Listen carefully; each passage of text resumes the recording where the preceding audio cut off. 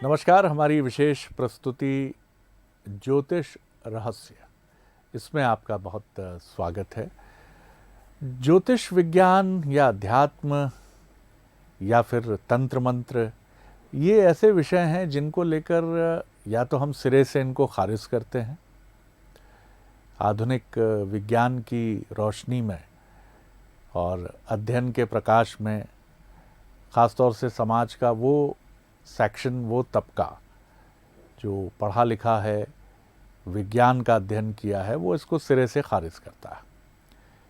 एक और वर्ग है जो भले ही पढ़ा लिखा हो, विज्ञान की भी पढ़ाई की हो, लेकिन वो भारतीय सनातन परंपरा को अगर जानता है तो वो समझता है कि नहीं, ज्योतिष भी एक विधा है, एक विज्ञान है।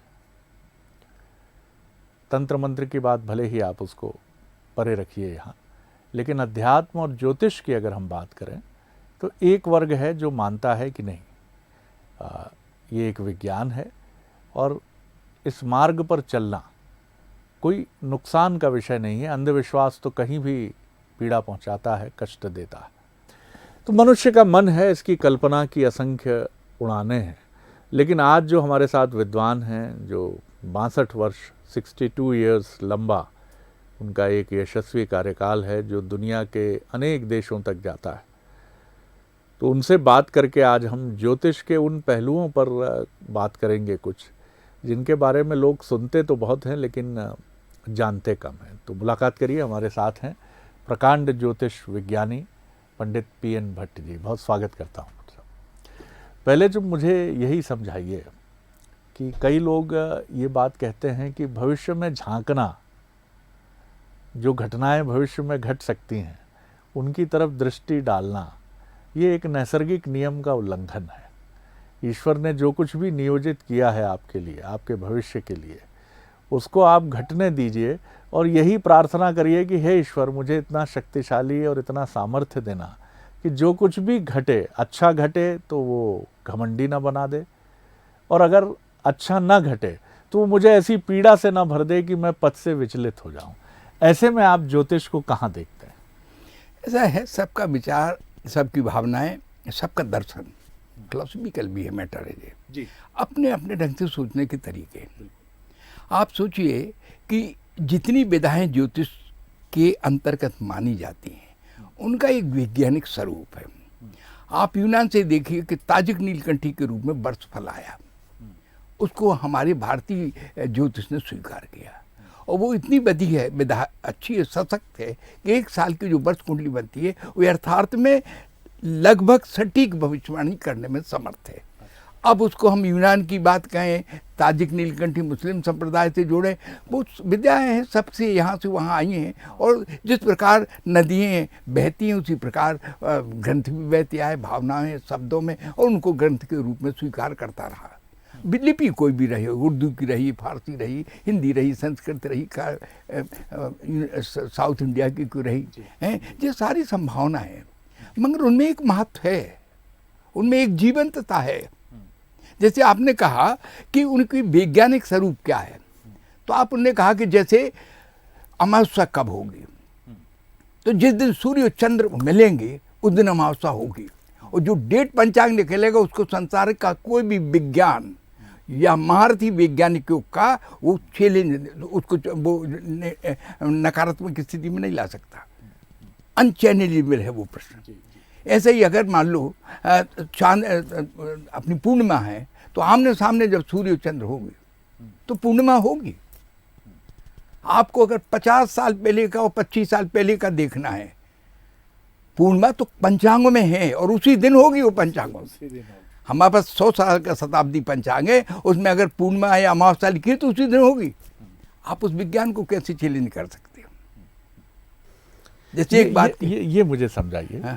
जैसा हमने भविष्य में झांकने की बात की, क्या आपने जब इसका अध्ययन किया तो स्वतः प्रेरणा हुई कि अगर किसी की कुंडली को आप देख रहे हैं और उसमें कुछ ऐसा है, क्योंकि आप कुंडली देख रहे हैं तो आप कुछ भविष्य में भी देख लेते हैं, अतीत में भी देख लेते हैं, वर्तमान को भी समझ लेते हैं। जैसे एक चिकित्सक है, वो कोई दारुण बहुत पीड़ादायक रोग भी है तो वो ये नहीं कहता कि अरे बहुत भयानक रोग हो गया, बड़ा कष्ट से गुजरेंगे आप, और उसमें तो मृत्यु की आशंका भी है।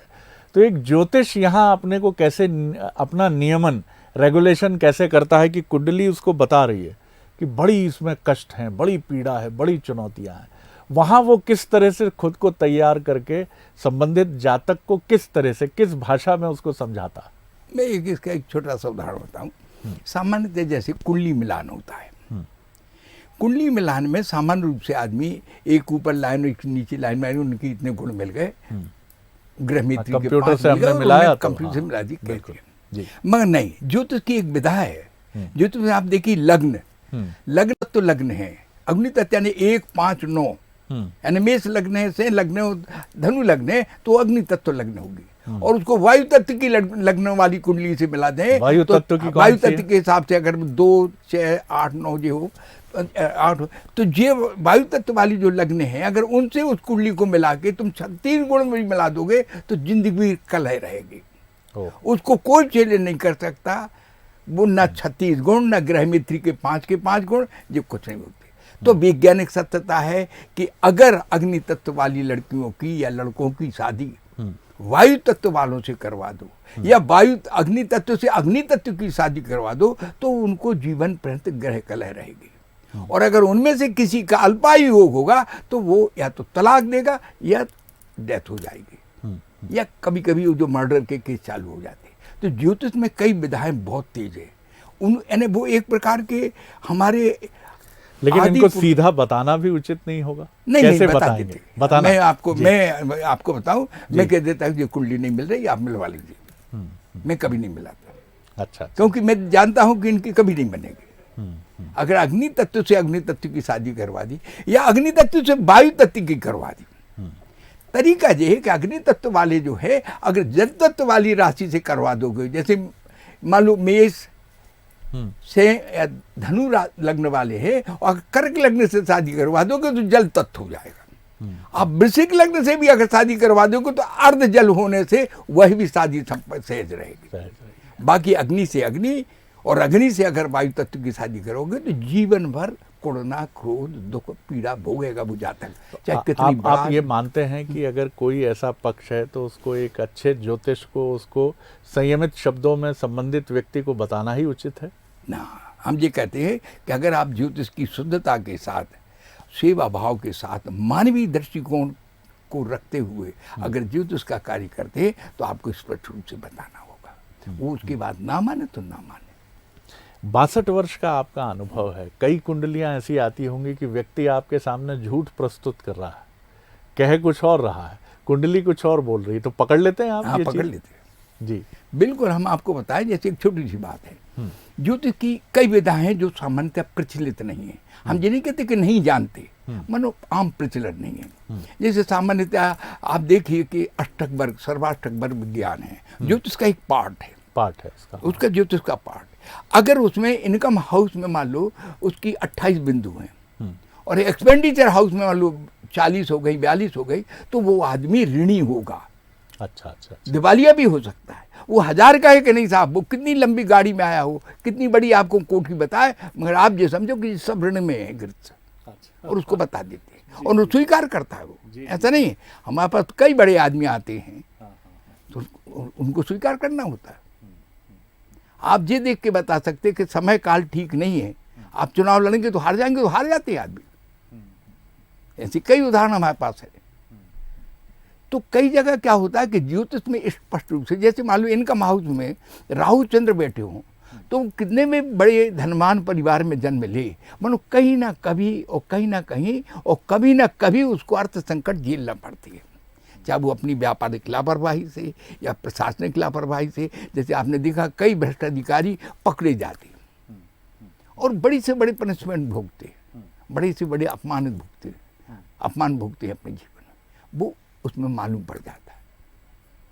अगर जैसे तीसरे हाउस में केतु बैठा हो तो उस आदमी के घर में निश्चित ग्रह कलह होगी, कितने विद्वान हो। हमने अच्छे विद्वानों को बड़े निम्न स्तर पर गाली देते हुए देखा है, अच्छे विद्वानों को जो बड़ी बड़ी साहित्यिक रचनाएं करते हैं, स्टेजों पर बड़ी भाषण देते हैं, मगर उनको भी जब वो घरेलू जीवन में या पारिवारिक जीवन में मित्रों की मंडली में किसी बात में तनावग्रस्त हो जाते हैं तो वो भाषा इतनी गिरत जाती है कि सुनने में भी कभी लेकिन ये केतु के दुष्प्रभाव से भाषा आपकी विकृत होती है। नंबर 1। नंबर 2, अगर मान लो पंचम भाव में केतु बैठा हो तो निश्चित रूप से उसके यहाँ गर्भपात होगा उसका। ये मेडिकल साइंस से सत्य है। तो कुछ चीज ऐसी, अगर उसके साथ कोई पुण्य ग्रह होगा, गुरु बैठा हो, बुध बैठा हो, अगर पंचम भाव तो में, हाँ पंचम भाव की बात, क्योंकि संतान भाव है जी जी, उसको कोई चैलेंज नहीं कर सकता। हम कई जगह बैठते, हमने कि पहली कोई ऐसा हुआ, हाँ क्या हुआ, तो ऐसा नहीं है। कई चीजें ऐसी हैं कि आप, अच्छा एक और बहुत बड़ी भ्रांति होती, उनने के हिसाब मंगल बैठा है, जन्म कुंडली मांगलिक है, मांगलिक कुंडली बड़ी विवादग्रस्त होती है। और मंगल एक मंगल है, कई एक मंगल है और दूसरी मंगलंगी हो तो मर जाएगा, वो लिखा रहता है उसमें, टाइप होता है कि मृत्यु होगा। हम उस बात से सहमत नहीं है। ठीक है, किसी जमाने में किसी ने ऐसी घटनाएं घटी होंगी, गांव खेड़ों में घटी होंगी, 2-4 मौतें होंगी तो ठीक है, मगर आज का वैज्ञानिक युग में मंगल को यानी मार्स को ब्लड बोन का रिप्रेजेंटेशन करता है, रक्त और हड्डियों का रक्त करता है, वो अग्नि है। जैसे ये वर्तमान में युद्ध हो रहा है, ये सब अग्नि, ओ मंगलाय नमः वाली बात है। तो हमारा मतलब ये कि अगर मंगली कुंडली है तो वो सशक्त होती है, ताकतवर होती है। मंगल क्योंकि हड्डी को ताकतवर बनाता है और रक्त का शुद्धिकरण भी करता है। तो मांगलिक आपकी बात से बड़ी सुंदर बात मेरे मन में आई, क्योंकि जैसे आपने कहा कि मंगल से सिर्फ भयग्रस्त होने की आवश्यकता नहीं है, वो सशक्त भी करता है। कुंडली में कई ऐसे योग रहते हैं जिनकी चर्चा तो बहुत होती है, लेकिन वो डराने के लिए अधिक होती है। जैसे काल सर्प योग है, आपने पहले भी एक बार हमसे चर्चा में कहा था कि काल सर्प का होना कुंडली में, अब कई ज्योतिष ये भी कहते हैं कि हर कुंडली में ही लगभग काल सर्प योग जैसी स्थितियां बनती हैं। इस पर भी थोड़ी सी और प्रकाश डालिए कि काल सर्प क्या वाकई एक ऐसा योग है जो बहुत, क्योंकि नासिक में पूजा कराइए, उज्जैन में पूजा कराइए, नहीं पूजा कराएंगे तो कहा जाता है कि जीवन का एक लंबा हिस्सा आपका कष्ट और पीड़ा से गुजरेगा। तो ये क्या उसके लाभ भी हैं या सिर्फ नुकसान ही नुकसान है? नहीं, आपने बड़ा महत्वपूर्ण प्रश्न पूछा, और यह वास्तव में ज्योतिष में शोध ना होने के कारण, ज्योतिष में शोध ना होने के कारण यह भ्रांतियां जन्म लेती हैं। मैं आपको बताऊं कि सबसे पहले भगवान पार्श्वनाथ, जैन समाज के जो पार्श्वनाथ भगवान हुए, वो नाग कुमार कहा जाता था, उनकी कुंडली में काल सर्प योग था जी। भगवान गौतम बुद्ध की कुंडली में भी काल सर्प योग था। अच्छा जी। आदि गुरु शंकराचार्य की कुंडली में काल सर्प योग था। हाँ। चाणक्य की कुंडली में काल सर्प योग था। पंडित जवाहरलाल नेहरू की कुंडली में काल सर्प योग था। कमलनाथ जी की कुंडली में काल सर्प योग था। अरविंद केजरीवाल की कुंडली में भी काल सर्प योग। ऐसे बहुत से, इनने कोई ने पूजा नहीं करवाई मेरी जान ने, तो भगवान गौतम बुद्ध ने करवाई है, न आदि गुरु शंकराचार्य ने करवाई है, न चाणक्य ने कभी करवाई हो। काल सर्प योग का मतलब ये है कि व्यक्ति निश्चित रूप से काफी संघर्ष करता है और संघर्षों के बाद उठता है। आप नेहरू जी को लीजिए, कितनी बार जेल गए, इतने रईस के लगे होने के कारण लाठी खाई। एक बार का है कि पंडित गोविंद वल्लभ पंत उनके ऊपर लेट गए थे, तब उनकी जान बची थी, और जीवन भर कम पंडित गोविंद वल्लभ पंत का गर्दन नहीं हिला पाए, चाहे वो उत्तर प्रदेश के मुख्यमंत्री रहे हो, चाहे केंद्र में गृह मंत्री रहे हो।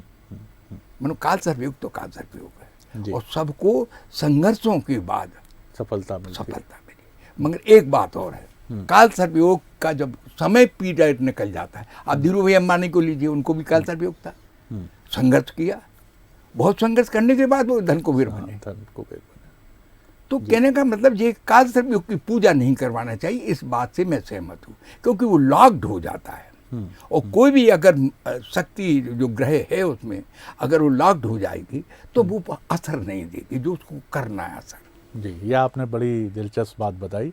एक और जो ग्रह हैं जिनसे व्यक्ति बड़ा डरता भी है और चिंतित भी होता है, वो है शनिदेव, और ख़ास तौर से शनि की 7.5। ये तो जब भी आती है तो व्यक्ति कहता साहब 7.5 से गुजर रहा हूँ। यहाँ भी क्या यही गणित है? शनि न्यायाधिपति हैं, वो सिर्फ तराजू में ये देखते हैं कि तुम्हारा आचरण कैसा है, ये भी हमने सुना और पढ़ा है। और जो शनि की 7.5 से गुजरने वाले लोग हैं, जिनकी कुंडली में है और जो मानते हैं ज्योतिष को भी, उनके लिए आप क्या कहेंगे कि इस पीरियड में उनका आचरण व्यवहार क्या वाकई शुद्धता के बहुत निकट होना चाहिए, उन्हें कोई ऐसा आचरण नहीं करना चाहिए, या किस रूप में इसकी व्याख्या आप देखते? नहीं, ऐसा है कि शनि की 7.5 और शनि का ढैया, दो रूप है उसके। शनि की 7.5 आप ये देखिए वर्तमान में धनु राशि से 7.5 खत्म होकर मकर, कुंभ और मीन में आ गई। 29 तारीख से आ जाएगी, मतलब 29 अप्रैल से मकर, कुंभ और मीन में धनु राशि वाले मुक्त हो गए। इनके जीवन में कुछ संकल्प प्रयास अगर करेंगे तो ये लाभ पाएंगे। मगर लाभ क्यों पाएंगे? अगर शनि की मुक्ति से नहीं, बल्कि धनु राशि का जो स्वामी गुरु है वो 13 अप्रैल को अपनी राशि में आ गया है, स्वक्षेत्री हो गया है, इसलिए उसको लाभ मिलेगा। एक व्यक्ति की, एक ग्रह की मीमांसा करते करते हमें उसके दूसरे एस्पेक्ट है, दूसरे तरीके जो है उनको भी ध्यान देना होगा। अगर मान लो शनि उच्च राशि में है, तुला में, तो शनि की 7.5 शुभ ही रहेगी। अच्छा। और शनि अगर मेष राशि में है, नीच का या शत्रु क्षेत्री है, तो दुख देगा वो। अच्छा। अब यहाँ एक और बारी, ये तो एक ये इस प्रकार की मीमांसा औपचारिक मीमांसा, स्थूल मीमांसा है। स्थूल मीमांसा है कि शनि की 7.5 चली तो किसी को प्रथम चरण में लाभ देता, किसी को दूसरे में, किसी को तीसरे। मैं इस बात से पूर्णतः सहमत नहीं हूँ। शनि की 7.5 का असर होता है। अगर शनि उच्च का है, मित्र क्षेत्री है, स्वक्षेत्री है, मगर यानी स्वक्षेत्री यानी मगर मकर में हो, कुंभ में हो तो स्वक्षेत्री होगा, तुला राशि में होगा तो उच्च का होगा, मगर मेष राशि में होगा तो नीच का होगा। मगर यह भी एक स्थूल गणना है।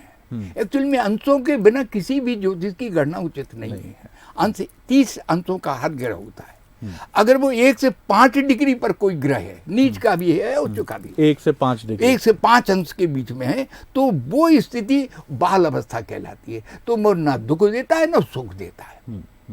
ऐसे 25 अंश से अधिक अगर ग्रह है शनि, तो 30 अंश के बीच में होता है, क्योंकि 30 अंश के होते हर ग्रह, तो वो बूढ़ा हो जाता है, तो वो दुख नहीं दे सकता।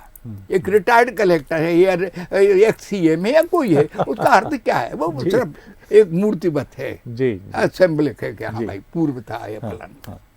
इसलिए कभी भी ज्योतिष की जो मीमांसा होती है शनि के विषय में, वह उचित नहीं होती है। अब मान लो थोड़ी देर को आपको बताए कि अगर सूर्य शनि उच्च का है, तुला राशि में, वो लाभ भाव में बैठा है, तो आमदनी के साधन बढ़ा देगा। चरण भेद होने से चरण बदलते जाएंगे तो चरण भेद में आमदनी कम हो सकती है, मगर टूट नहीं हो सकती है। अच्छा, प्रॉफिट रहेगी उसको, प्रॉफिट का मार्जिन कम हो सकता है, अधिक हो सकता है। इस प्रकार की। अब वो अगर राज्य में होगा और उसी समय मान लो चुनाव हुए, वो तुला राशि का सूर्य है, उच्च का है और 10 से 20 डिग्री के बीच का, तो राजयोग दे सकता है। ये भी हम सुनते हैं पंडित जी की कुछ लोगों की कुंडलियों में कुछ कारक ग्रह सुप्त अवस्था में होते हैं। कहा जाता है कि वो कुछ लोग उनको मृत ग्रह भी कहते हैं, या कहते हैं कि कारक नहीं है, बहुत फलदायी नहीं। ये क्या गणित होता है? नहीं, आपने बड़ा महत्वपूर्ण प्रश्न पूछा। सामान्यतः ज्योतिष की इस परिधि में 99% ज्योतिषी जाते ही नहीं। मैं ये नहीं कहता कि जानती नहीं है, वो इतना क्लिष्ट मीमांसा है, उसको करते नहीं जी। अब मान लो गदा वाहन पे आती महादशा, वाहन पे आती गदा वाहन पे होगी तो भाग्येश की महादशा भी कुछ नहीं दे पाएगी आपको। जबकि ग्रंथों में लिखा है कि भाग्येश की महादशा रंक से राजा से महाराजा बना देती है, मगर गदा वाहन पे होगी, कौआ वाहन पे होगी तो नहीं देगी। अगर वो हंस वाहन पे होगी, गज हाथ वाहन पे होगी, मान लो ये प्रतीक कैसे समझे? नहीं, ये उसके गणित जब वो महादशाएं निकाली जाती हैं, अच्छा, तो उसमें उसका सिस्टम रहता है कि वो सामान्यतः 99.9%, हम ये नहीं कहते कि जानते नहीं है, नहीं, उसकी विधा को बहुत क्लिष्ट विधा है, इसलिए उसको जानते नहीं है या करना नहीं चाहते, या उसका उतना उनको पारिश्रमिक नहीं मिलता। ये भी एक कारण कि पारिश्रमिक नहीं मिलने के कारण व्यक्ति उतनी दुरूही गणना को करने में आनाकानी करता है और वो गलत करता है। मंगर अगर है नीच का ग्रह भी अगर भाग्य स्थान में हो, वो हंस वाहन पे आ गई ये महादशा, तो वो भी लाभ देगी, वो भी लाभ देगी, बहुत लाभ देगी। दूसरी चीज आप देखिए कि और भी जैसे मुदित अवस्था में होता है ग्रह, मुदित अवस्था, प्रसन्न हाँ। मुदित अवस्था में होगी तो वो ग्रह ज़्यादा लाभ देगा आपको, आपके जीवन को प्रमुदित कर देगा, प्रसन्नचित कर देगा। कई वो एक मान लीजिए आपकी सब कष्ट भोगे और एक संतान है या दो संतान है, कोई डॉक्टर बन गई, कोई आईएएस बन गई, कोई आईपीएस बन गई, कोई विदेश में, वो प्रमुदित कर देगी संतान भाव से, यानी उसके भाग्य को बढ़ा के तो जीवन भर की संघर्ष को वो कर देगी, डिलीट कर देगी। और वो अंतिम जीवन में जब दौर पर होंगे, जब आपकी संतान उच्च वर्ग पर बैठी होगी तो सम्मानित करेंगी पिता को, तो वो प्रमुद अवस्था कहलाती है। तो संतान के द्वारा प्रमुद हो सकता है। तो प्रमुद अवस्था पंचम भाव में अगर प्रमुद ग्रह बैठा है तो वो लाभ देगा, या पंचमेश कहीं प्रमुद स्थिति में बैठा होगा तो लाभ देगा। तो ज्योतिष की सामान्यतः इन गणनाओं से ज्योतिषी दूर रहती है। मैं ये बिल्कुल नहीं कहूँगा, ना आरोप लगाऊंगा कि जानते नहीं है, मगर सामान्यतः करते नहीं है। मेरा प्रश्न आपसे यही है, व्यक्ति का नाम भले ही मत लीजिए आप, कालखंड भी मत आप कहिए, लेकिन 62 वर्ष का एक लंबा अनुभव आपका, कोई ऐसी घटना आपको याद आती हो जिससे सामने वाला भी हतप्रभ रह गया हो और आप भी हतप्रभ रह गए हो कि वाह विधाता, तूने इस ज्योतिर्विज्ञान को किस अद्भुत रूप में विकसित किया है कि कुंडली मेरे हाथ आई, मैंने भी देख लिया, वो भी चमत्कृत रह गए, भले ही नाम मत लीजिए, विषय मत बताइए, ऐसा कोई अद्भुत दिव्य अनुभव? हुआ ऐसा। मैं आपको एक बात बताऊं जी, 2-3 घटनाएं संक्षिप्त में 2-4 बात को बताया था। पहली घटना हुई कि जब मैं 85 में इंग्लैंड गया, मेरी पहली यात्रा थी जी। मैं 3 बार गया मगर पहली यात्रा थी। तो मैं जब गया तो एक जैन आश्रम में रुका, वहाँ मेरे पास सब लोग मिलने आते थे। एक महिला आई और वो कहने लगी आप हमारे साथ चलेंगे? तो हम कहाँ चलेंगे, हमने संकोच चले गए। वहाँ हमने देखा कि भिंडरवाला की तस्वीर पे मालाएं चढ़ी हुई, 85 के बाद 84 पंजाब, हाँ, बिल्कुल बिल्कुल, इंदिरा जी कहते हैं जी जी जी। तो भिंडर, तो हम उस इंग्लैंड की ठंड में पसीना से आ गए। हमने सोचा कि पंडित जी तुमने अपना भविष्य नहीं देखा राम भरने को जी। हाँ, मेरे मन में आया जी जी जी। अच्छा, उसके बाद फिर मैं दूसरे कमरे में गया, तो एक के बाद एक कमरे थे, तो वहाँ देखा कि उन्हें एकदम से पूछा मुझसे, और हमने देखा कि 4-5 मुंडे खड़े, मुंडे है ना सरदार, मुंडे कहते पंजाबी, मुंडे खड़े, तो मैं और घबरा गया। मगर वो महिला चली गई, आगे गई तो तीसरे कमरे में चारों तरफ सोफा सेट लगे थे, उसमें कुछ वृद्ध महिलाएं थी, कुछ अधेड़ महिलाएं थी। फिर मैं मुझे सकून आया। आप कल्पना कीजिए कि मैं जीवन में अगर कभी ज्योतिष में भयभीत हुआ तो वही हुआ। उनने एक हमें फोटो बताई, और उस फोटो में बताई पीछे एक आदमी की मुंडी सिर अकेला दिख रहा था। उस सिर का कहा कि इसका भविष्य बताइए पंडित जी। आप कल्पना कीजिए कि तुम्हारा बरसों का अनुभव भी बेकार हो गया। तुम हम अपने आप में सोचे कि काय को हम आए इंग्लैंड में आए। मगर फिर भी हमने धैर्य नहीं खोया। हमने पंचांग रखा और हमने की दक्षिणा रखी। तो हमने 121 पाउंड रख दिया। 121 पाउंड बहुत बड़ी थी, वहाँ भी होती है। 77 का था उस समय 1 पाउंड, हमने 155। अब हम सोचने लगे, एक्चुअली में वो सोच रहे थे कि हम मंत्र जाप कर रहे हैं, हम सोच रहे थे कि इस प्रश्न का उत्तर कैसे दें। हमने फिर ध्यानस्थ होके, सोचने वाले कुछ भी सोचे, वो महिलाएं सोच रही होगी, ध्यानस्थ रह के हमने देखा कि इसका आप भविष्य कैसे देखें। तो हमें एकदम याद आई कि आप प्रश्न कुंडली बना लो, प्रश्न कुंडली, हाँ, क्वेश्चन। और हमने तत्काल क्वेश्चन और बनाई, और अष्टम भाव में राहु और मंगल बैठे थे उस प्रश्न कुंडली। तो हमने उनसे कहा कि यह कहीं कैद में है, कहीं कुछ में। तो एक बूढ़ी थी, रोने लगी कहीं। तो हमने कहा पंडित जी तुम्हारा चौगा लग गया। फिर उसके बाद फिर हमने देखा कि मंगल बैठा है। मंगल ब्लड बोन का रिप्रेजेंटेशन कहलाता है। तो हमने कहा कि इसको चोट भी आई होगी, खून भी गया होगा। तो दूसरी महिला के लगी हाँ। तो हमने कहा ये तो छक्का लग गया। अब उसके बाद हमने उनको पूजा पाठ बताई। 9 दिन वो हमारे जहाँ आश्रम में थे सब माल आती थी। अब हमें बाद में भय हुआ कि ये पूरे सरदार, और ये अगर मान लो हमारी भविष्यवाणी गलत हो जाए, क्योंकि हमने कह दिया था 9वें दिन मुक्त हो जाएगा। हम कह दिया था कि 9वें दिन मुक्त हो जाएगा, मुक्त हो जाएगा, मुक्त हो जाएगा। हाँ, हमने देखा कि जिस आश्रम में रुके थे वहाँ बड़ी बड़ी कांच थी, वहाँ कांच बड़ी रहती है, यहाँ तो फोड़ देंगे वो कांच ऐसे, और पर्दा हम दाग खींच लेते थे, आश्रम में हम अकेले रहते थे, खींच लेते तो खुल जाता, धूप आ जाती थी। तो हमने वो सवेरे से खोल के देखा तो गाड़ियों पे गाड़ी खड़ी हो रही है और सरदार पे सरदार निकल रहे, 9वां दिन था। हमने कहा पंडित जी आज तो आपको दिक्कत आ गई। मगर उसी समय हमने कांच के उसमें से झकोरी झरोके में से देखा कि एक लड़का ऐसी पट्टी बांधे और ऐसी पट्टी बांधे और हाथ लटका हुआ है उसका। हाँ, तो हाथ लटका तो चोट होती तो हाथ लटका। हमने कहा कि पंडित जी स्वस्थ है, मेंटली मानसिक रूप से हमने कल्पना की। और साहब उस कल्पना के नतीजे ये रहा कि वो आए और सब चरणों में हो गए। तो जहां हमने वो भंडरवाला की तस्वीर देखी थी, सरदार देखी थी, और एक प्रकार का प्रश्न कुंडली के आधार पर कि कैसे एक सिर बीच में एक ग्रुप में खड़ा है और एक सिर दिख रहा है, आप उसकी भविष्यवाणी कैसे करो। तो उस समय हमारे दिमाग में आया कि प्रश्न कुंडली बना लीजिए, और प्रश्न कुंडली बनाई और उस बड़ी समस्या का हमने निदान किया। क्या बात है, वाह। तो कभी कभी आप देखिए कि समस्या आती है। बिल्कुल ठीक बात है। तो ऐसे बहुत घटनाएं हुई, कोई ऐसी नहीं है, लेकिन आपने बहुत ही रोमांचक अनुभव को हमारे साथ शेयर किया। देखिए एक प्रकांड ज्योतिषी भी किस तरह की दुविधा से और किन चुनौतियों से जीवन में गुजरता है, क्योंकि आस्था में धार भी होती है। वो अगर पुष्प लेकर आती है तो क्षमा कीजिएगा वो तलवार लेकर भी आ सकती है।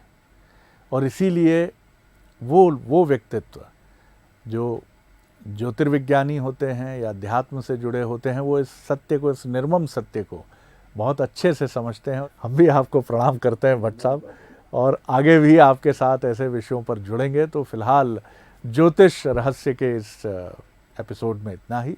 अगली बार फिर पंडित प्रकांड ज्योतिष विज्ञानी PN भट्ट साहब के साथ उपस्थित होंगे। नमस्कार।